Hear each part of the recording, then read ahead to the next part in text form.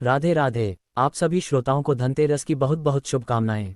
आज कार्तिक मास की द्वादशी तिथि है। दिनांक 18 है और दिन है शनिवार। आइए शुरू करते हैं आज का अध्याय। आज के अध्याय की शुरुआत हम भगवान श्री कृष्ण की सच्ची भक्त कर्माबाई की कथा के साथ करेंगे, जिनके हाथ की बनी खिचड़ी खाने भगवान स्वयं चलकर आते थे। कर्माबाई को मारवाड़ की मीरा भी कहा जाता है। जब जब भगवान कृष्ण का उल्लेख आता है तो कर्मा का नाम भी आ ही जाता है। वे भगवान की महान भक्त थी और भगवान श्री कृष्ण उनके हाथ से प्रतिदिन भोग ग्रहण कर भोग की थाली रिक्त कर देते थे।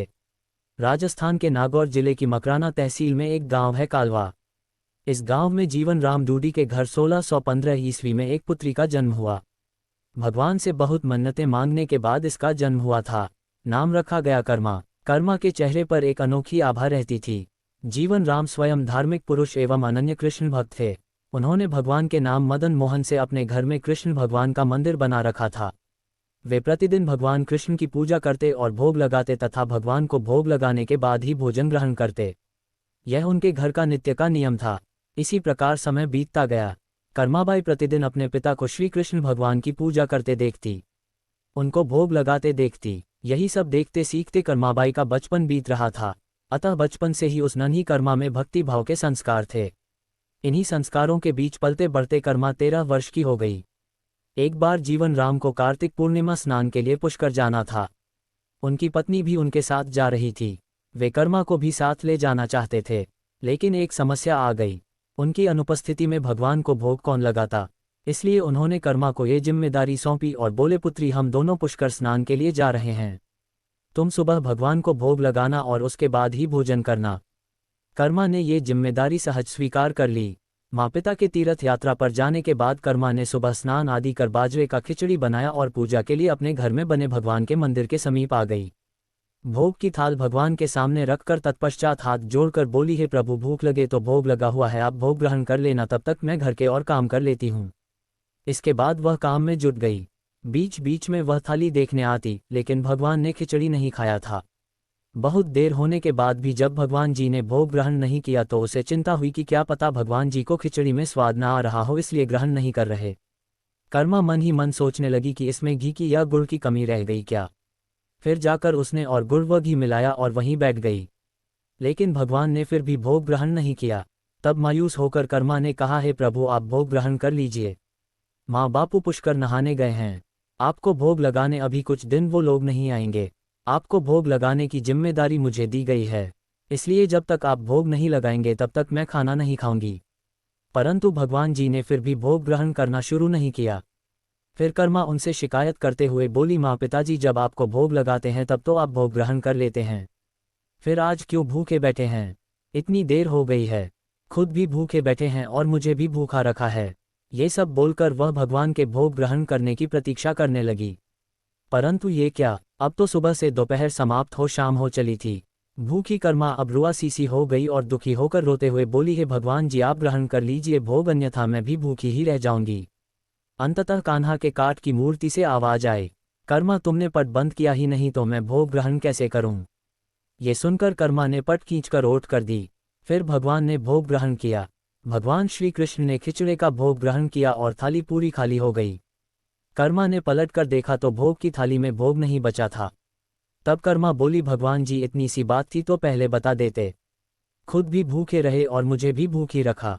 इसके बाद कर्मा ने खिचड़ी खाया। अब तो प्रतिदिन कर्मा खिचड़ी बनाती है और भगवान जी भोग ग्रहण करने आते। इसी बीच उन्हें लगने लगा कि उन्हें सबसे पहले भगवान को भोग लगा देना चाहिए, क्या पता उन्हें जल्दी भूख लग जाती हो। कर्माबाई मन ही मन सोचती है कि साफ सफाई नहाने धोने के कारण भगवान के भोग में देर हो जाती होगी और वे भूखे ही रह जाते होंगे। फिर वह सबसे पहले उठकर भोग बनाती और प्रभु को भोग लगा लेती। फिर अपने दिन भर के काम करती। कुछ दिनों बाद कर्माबाई के माता पिता तीरथ से लौट आए। आते ही पिता ने अपनी लाडली पुत्री से पूछा, पुत्री, तुमने किसी भी दिन भगवान को भूखा तो नहीं रखा। कर्मा बोली, नहीं पिताश्री, मैंने भगवान जी को प्रतिदिन भोग लगाया। फिर जब माँ रसोई घर में गई तो देखा जाते समय तो गुड़ का मटका पूरा भरा था, अब खाली कैसे हो गया। उन्होंने कर्मा को बुलाया और पूछा, पुत्री, गुड़ कहाँ है। कर्मा ने बताया कि रोज भगवान कृष्ण उसके पास आते और खिचड़ी का भोग ग्रहण करते हैं, कहीं मिठास कम ना हो जाए इसीलिए खिचड़ी में गुड़ ज्यादा डाल दिया। उसने पहले दिन हुई परेशानी के बारे में भी बता दिया। कर्मा ने कहा, भगवान जी ने बहुत देर तक ग्रहण ही नहीं किया था। फिर पट बंद करने पर भगवान जी ने सारा भोग चट कर दिया। ये सुनकर माता पिता चकित रह गए। वे जिन ईश्वर के आशीर्वाद हेतु इतनी दूर तीर्थ यात्रा पर गए थे, जिन्हें पाने के लिए लोग न जाने क्या क्या करते हैं, कहाँ कहाँ ढूंढते हैं, वे भगवान उनकी बेटी के हाथ से उनके घर में खिचड़ी खाते हैं। ये कैसे संभव है? उन्हें चिंता भी हुई कि बेटी बावली तो नहीं हो गई है। ये भी सोच लिया कि क्या पता कर्मा ने ही पूरा गुड़ खा लिया हो।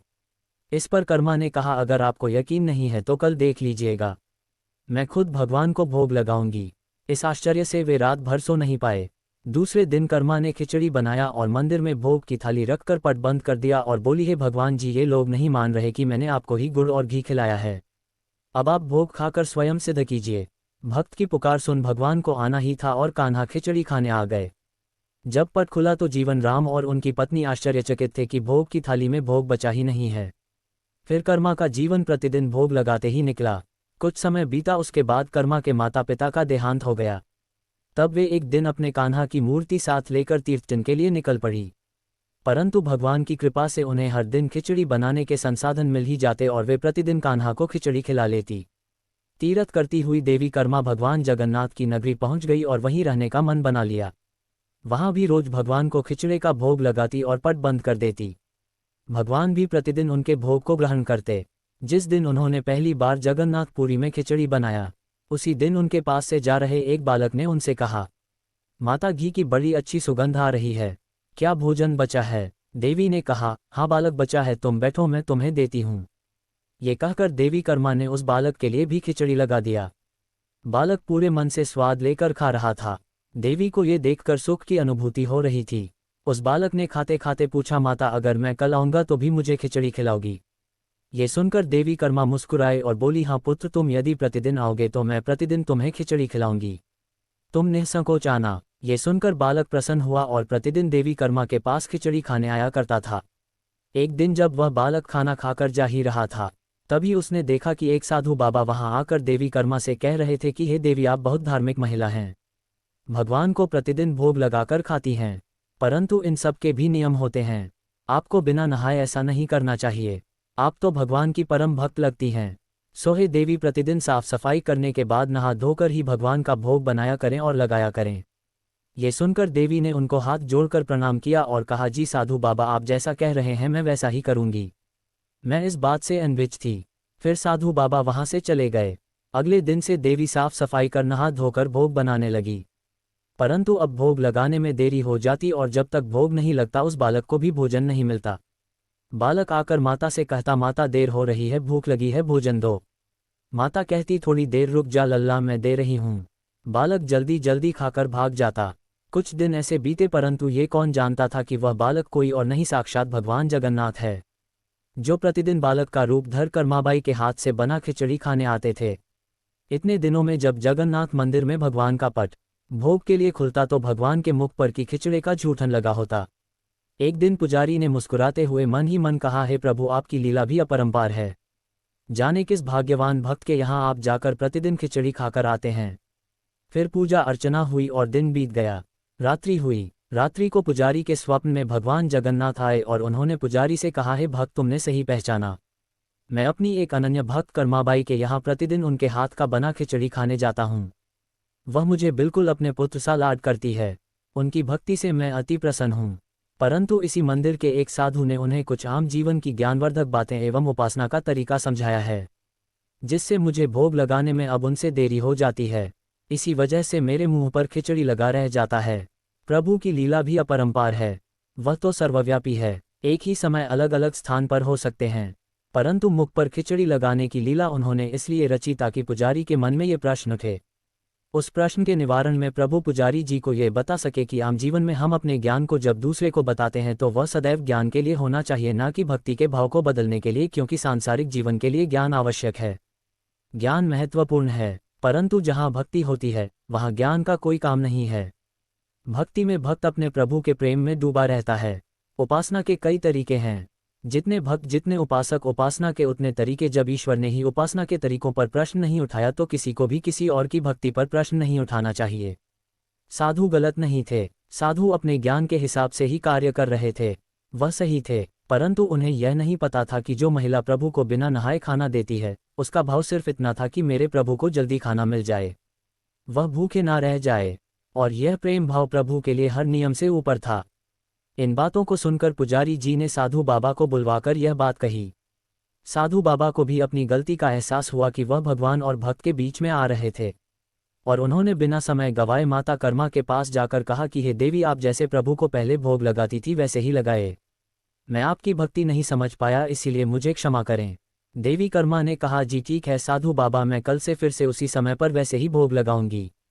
माता कर्मा ने फिर उसी तरीके से भोग लगाना शुरू कर दिया और भगवान के मुख पर खिचड़े का जूठन अब नहीं लगा होता था। ऐसे ही कई वर्ष बीत गए। एक दिन पुजारी जी ने देखा भगवान की आंखों से आंसू बह रहे हैं और वह भोग ग्रहण नहीं कर रहे। तब उन्होंने मन ही मन फिर से पूछा, हे प्रभु, ऐसा कौन सा अपराध हुआ हमसे कि आपने भोग ग्रहण नहीं किया और आपकी आंखों से आंसू भी बह रहे हैं। प्रभु, यदि हमसे कोई अपराध हुआ है तो हमें क्षमा करें और भोग ग्रहण करें।